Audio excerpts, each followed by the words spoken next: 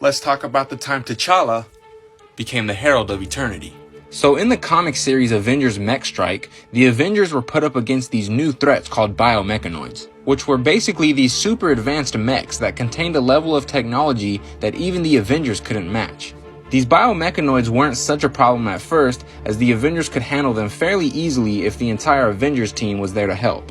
And to help combat these biomechanoids even further, Tony built the entire team vibranium-plated mech suits that were customized for each individual member and made to work with their specific power set. But over time, more and more of these biomechanoids were popping up and they kept growing stronger, and the Avengers had no idea where they were coming from.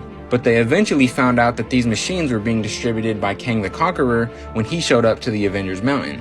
Which, if you didn't know, Avengers Mountain is basically a Celestial's corpse turned into a base inside of a mountain. But anyways, when Kang first showed up to the mountain, he surprised Tony and T'Challa. And T'Challa's first reaction was to attack, but sadly enough, he was completely evaporated by Kang's Annihilation Gauntlet. Tony ends up fleeing Avengers Mountain, while Kang took full advantage of it by combining his technology with the cosmic energy left within the Celestial. Because of this, Kang grew so powerful that he was able to tear the fabric of reality and combine the past, future, and present into one timeline.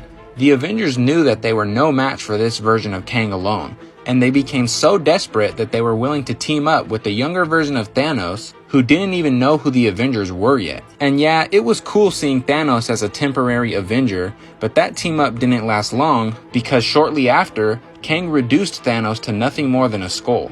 And it wasn't until a cosmic-powered Black Panther shows up that the Avengers finally started gaining some leverage. T'Challa was thought to be dead all along, but it gets revealed that Eternity himself, who is the embodiment of the universe, plucked T'Challa from the timeline right before he would have gotten annihilated.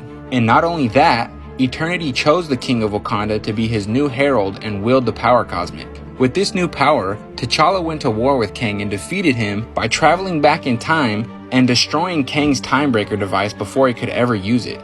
This rendered Kang helpless against the power of Eternity and brought victory to T'Challa and the Avengers. And that was the time T'Challa became the Herald of Eternity.